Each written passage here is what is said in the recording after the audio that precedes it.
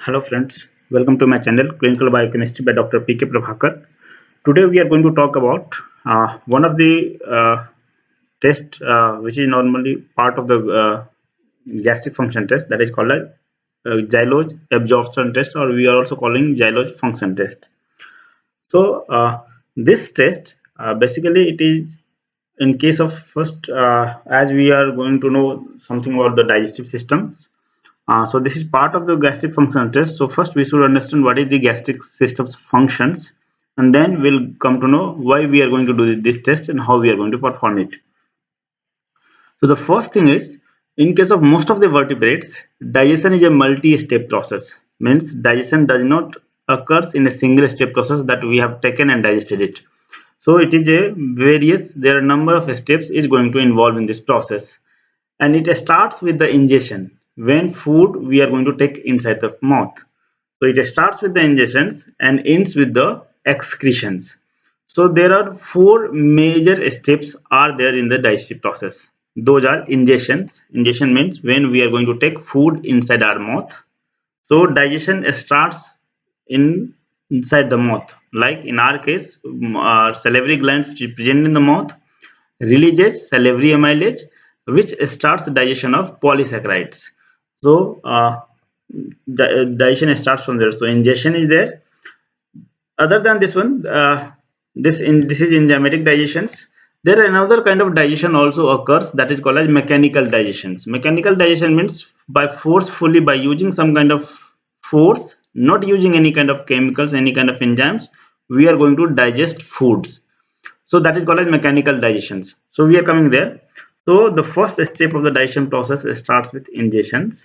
After ingestions, it is digestive process. That is two types of manual digestion will be there. One is called as mechanical digestion, other one is chemical digestion. Mechanical digestion is we are going to use some force, that is either by the teeth or by through peristaltic movement or some other kind of forces. By using those force, food particles which is bigger in size will be degraded, will be converted into smaller fragments, smaller parts. That is called as mechanical digestions. And there are second part of the digestion is chemical digestions, where we are going to use some kind of enzymes, some acids, so different chemical components, chemical things we are using, and that will degrade the break down the bigger food particles into a smaller one. That is called as chemical digestions. So mainly enzymes is having major role in chemical digestion in our case. Third part is absorption.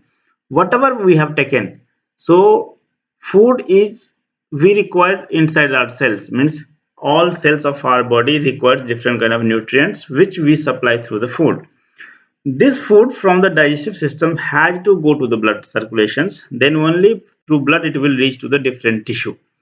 So for that one, food components which is digested, which is converted into smaller components that will be taken to the blood, that is called as absorption. So this absorption process mainly occurs into the brush borders, that is you can call it microvilli portion of the small intestine. So major absorption process occurs into the small intestines. And the last part is ejections or excretions, where undigested food particles will be removed from our body through the anus. So these are the four major steps. Now, the major thing which the first part, that is ingestion and excretion, is intake of food and the removal of foods. Digestion and absorption are the two major reactions, major process by which whatever we take that is reaching to the blood or going to get cells can take it. So this is the process which starts from the mouth and ends with the defecation, that is the uh, excretions.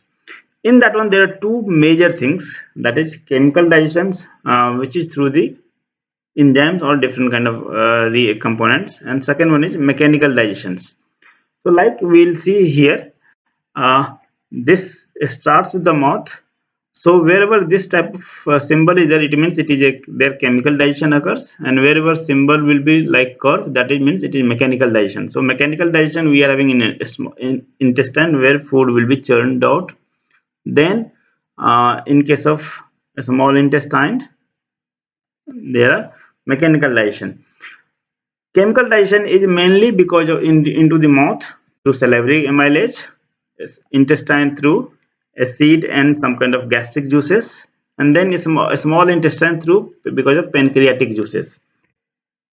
So if you see here the different regions where the digestion and absorption occurs and how it occurs. So like first in the mouth, there only digestion occurs, no absorption takes place. So here digestion will be mechanical digestions because of chewing and swallowing of the foods, and the chemical digestion because of some of the enzymes from into the saliva. So chemical digestion occurs and mechanical digestion both occurs into the mouth. Now come to this intestines. The food particles will whatever we have taken that will be through oesophagus reaches to the stomach. There we are having acidic environment and some of the enzymes will be there. So these acidic environment and enzymes digest our food.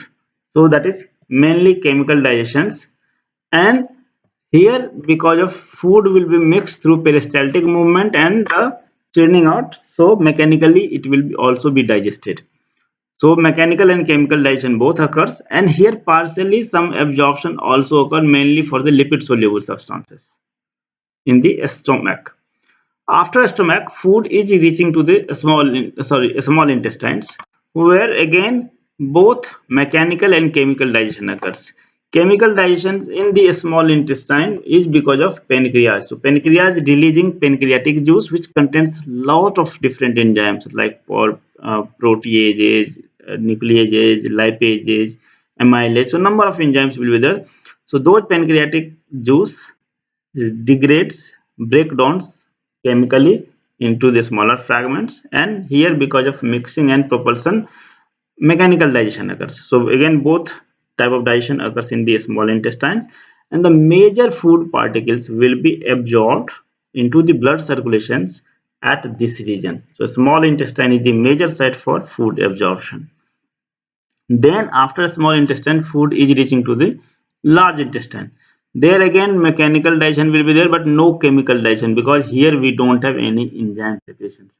Here if digestion occurs, that is only due to the some of the gut microbiota. So those gut microbiota which is residing into the large intestine degrades some undigested food which we cannot digest by ourselves.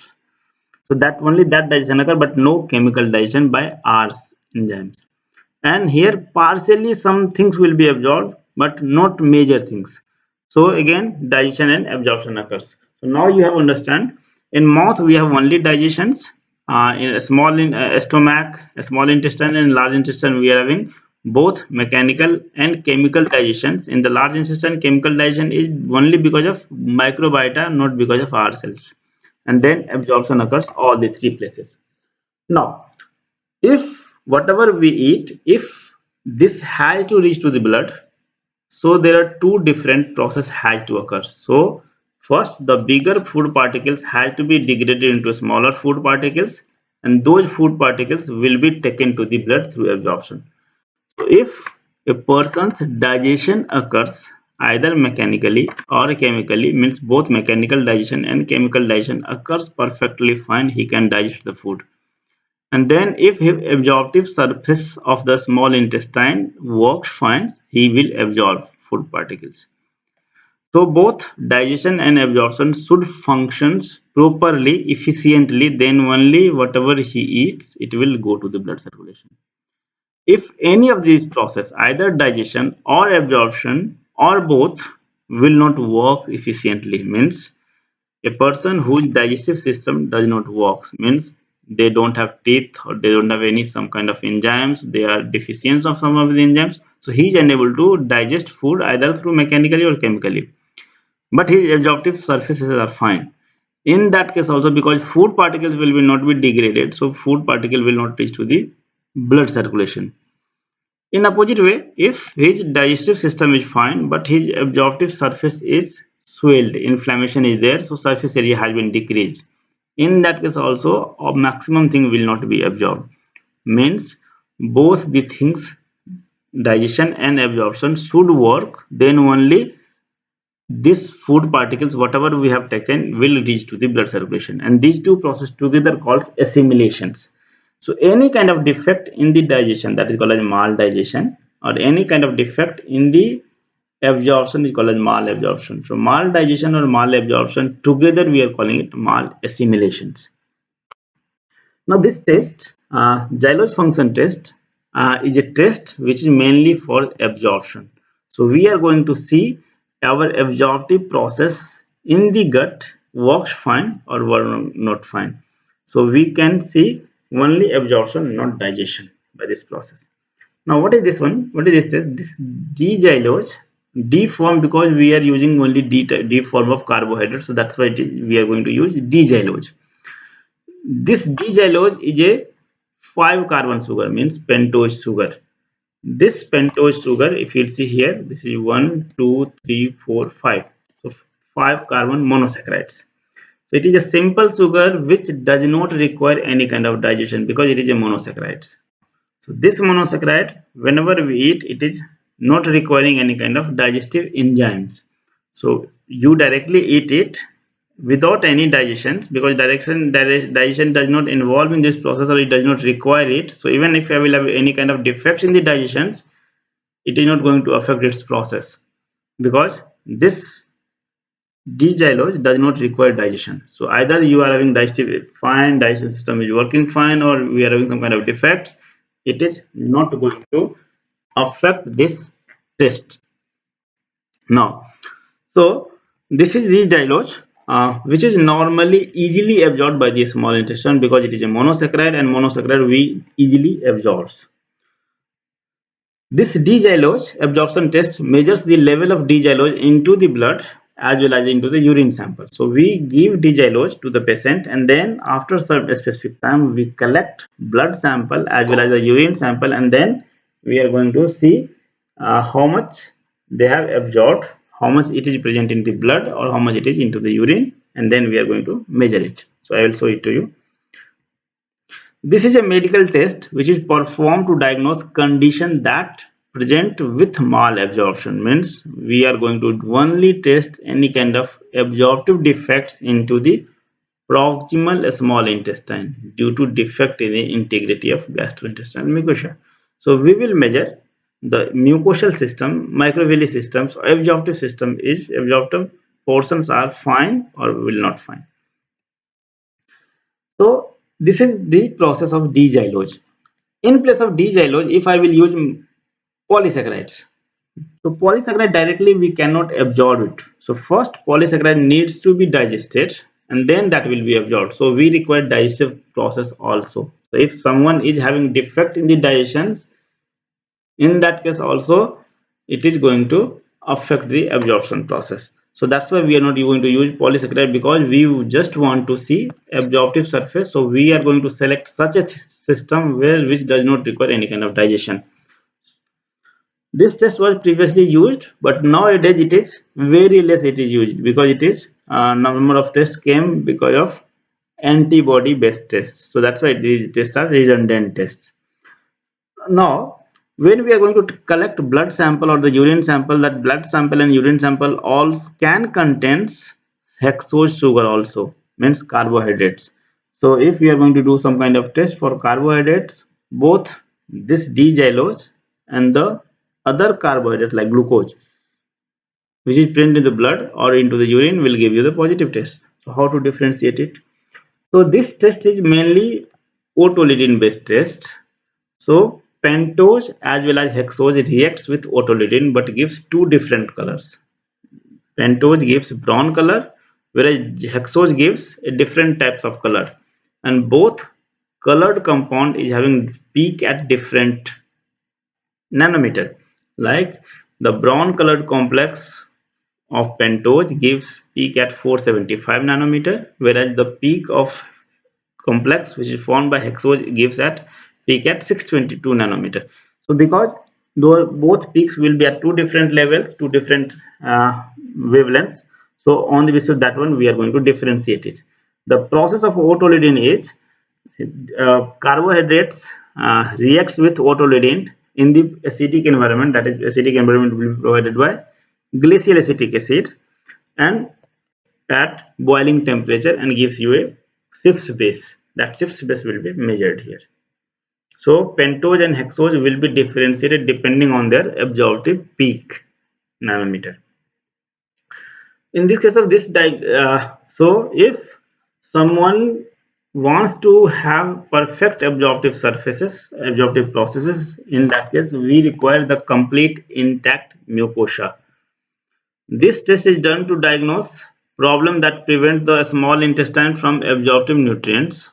When problem with the absorption occurs, D-Xylose is not fully absorbed, so it will be passed out through the stool.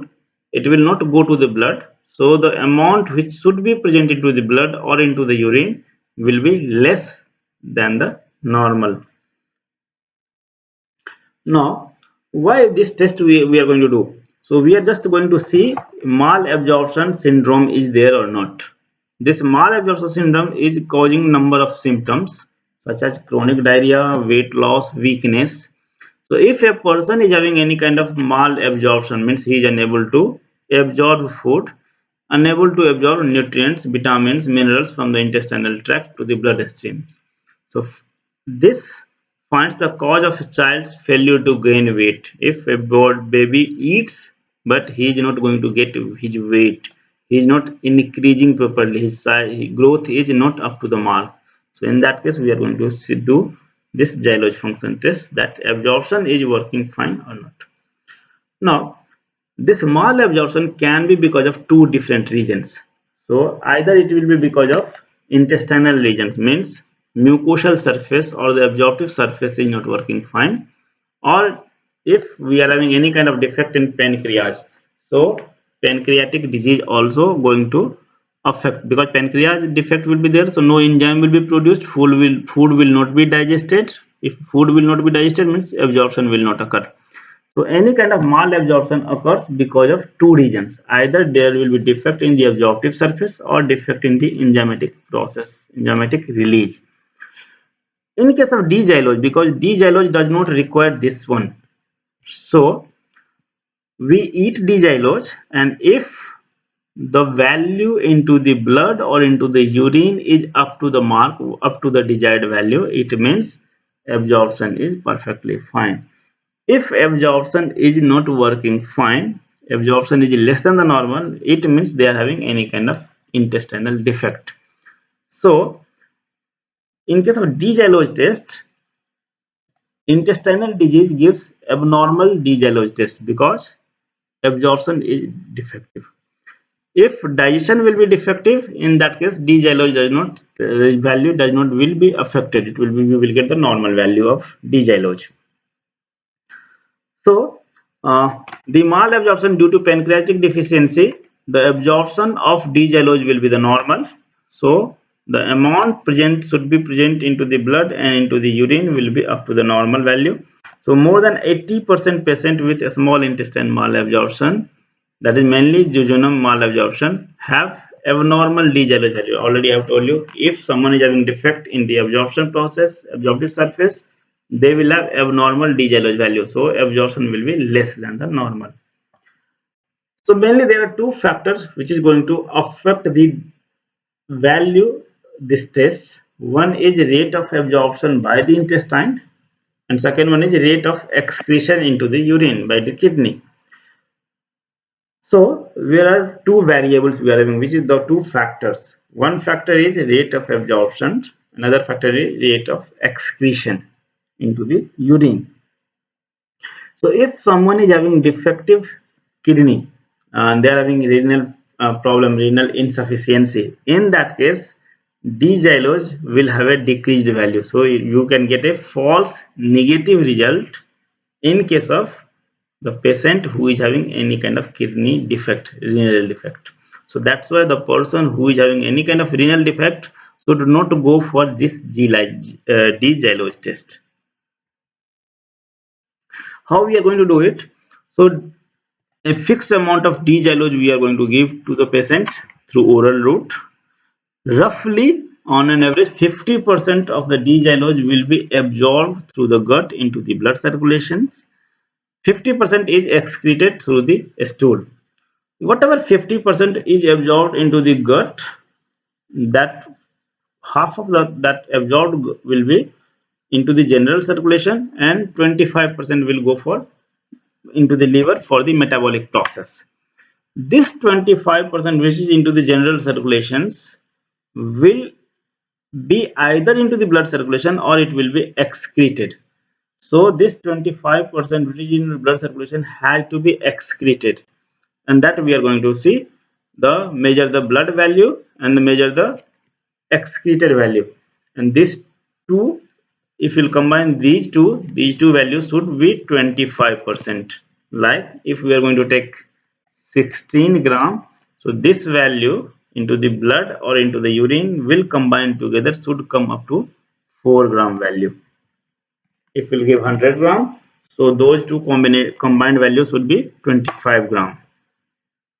How to prepare a patient? So first, 24 hours before the test, patients should be instructed that they should not eat any kind of food which is high in pentose sugar, because D-Xylose is a pentose sugar. So patients should not eat any D-Xylose or any other pentoses just 24 hours or one day before, such as fruit, jams, jelly and pastries. These contains pentose sugar. Do not do too much of external exercise just before the test or one day before the test. There are some medicines which affect the absorptive process of the intestines, that is aspirin, atropine, indomethacins, isocarbohydrates, phenyljates, indomethacins. These should be avoided because this gives wrong result, negative, false negative on D-Xylose value. Don't eat or drink anything except water for 8 to 12 hours before the test. Child, baby younger than 9 years old should not eat or drink anything except water for 4 hours before the test. A D-Xylose test can take for a longer time, so it might be a good idea to bring something so that you can read or you can do certain things. You should not do exercise, you should not move freely here and there. Brisk walk also consumes energy, so we should not avoid all those things. So that's why you should get some books that you will wait and do it. The D-Xylose amount into the urine and blood sample is measured before the test and after patient drinks the D-Xylose test. To begin a test, a sample of first urine of the day and a sample of blood is collected. Patient will be given D-Xylose solutions. For adult, a blood sample is usually taken 2 hours after the drinking of the solutions, and for child, for baby, it will be 1 hour after drinking the solutions. Another blood sample will be drawn 5 hours after the drinking of the solutions. If needs, collect all the urine for a patient within these 5 hours after the drinking of the solution, sugar solution, drinking of D-Xylose solutions. Sometimes urine is collected for 24 hours during drinking the sugar solutions. You should not eat until the test is completed. So we are going to do, first we will take a 0-hour sample before giving the glucose D-Xylose. We will take the urine sample, we will take the blood sample, then we have given D-Xylose of a fixed amount. That D-Xylose after 2 hours in for adult and 1 hour for the baby, we are going to collect blood samples, and then after 5th hour we are going to collect the blood samples. So for this D-Xylose we are going to collect blood sample from the veins and then urine, and for both we are going to do D-Xylose level through otoludin methods. So how results looks like, the blood level of D-Xylose are the highest about 2 hours after the drinking of D-Xylose solutions. Almost all the D-Xylose is eliminated from the body into the urine within 5 hours. Like I have told you, if we have taken 16 gram of glucose, from this 16 gram, 8 gram will go into the for excretion through GI tract, 8 gram will be into the blood. Out of this 8 gram, 4 gram will go to the liver for metabolic process, and this 4 gram will be into the circulation or into the excretory process. So this within 2 hours, D-Xylose highest value of D-Xylose will be into the blood circulation, that 8 gram. In a normal individual, roughly we are going to give 25 gram of oral dose of glucose, which is absorbed and excreted into the urine, and approximately 4.6 gram in 5 hours. Like if we have taken 25 gram, uh, 12 gram, 12 gram will go for excretion, 12 gram will go into the circulation. In circulation, this 6 gram and 6 gram will be within into the liver, into the circulation, or into the excretory process. This roughly 80% of this one should be excreted. That's why this is 4.5 gram of 6 gram. A decreased urinary excretion of D-Xylose is seen in a conditions where GI tract mucosa, there will be swelling, there will be some kind of bacterial overgrowth, or in case of Whipple's disease, that is caused by Tropophyema vapelli. So in that case, swelling will be there, inflammation will be there, and absorption will be decreased. In case of bacterial overgrowth, the value of D-Xylose absorption returns to the normal after the treatment with antibiotics. Because once bacteria will be there, inflammation will be there. Once you have treated with antibiotics, bacterial growth will be subsides, and the inflammation will be decreased, and the D-Xylose glucose absorption will be normal. D-Xylose urinary excretion is not normal after a course of antibiotics. Then the problem must be due to non-infectious cause of malabsorption. So when we have collected the blood samples, so in case of baby we are going to give 5 gram dose. In case of adult we are going to give 25 gram of glucose, 25 gram of D-Xylose. So if into the we are going to collect blood sample, we are going to collect urine sample. So in the blood sample, in case of 5 gram dose, roughly 15 mg per dl or more than 1 millimole per liter should be into the blood circulation. In case of children little bit older than the infants, they are having 20 milligram per dl into the blood circulations. In adult, if you have taken 5 gram glucose, then 20 mg per dl should be there. If we have given 25 gram dose to adult, then in blood there should be 25 mg per dl D-Xylose will be present there in 2 hours. Into the 5 hours urine samples, in case of children, roughly 16 to 33% of D-Xylose will be there. Whereas in case of adult of age 65, more than 14% of D-Xylose and more than, that is 3.5 gram. This is the main thing which we should talk about.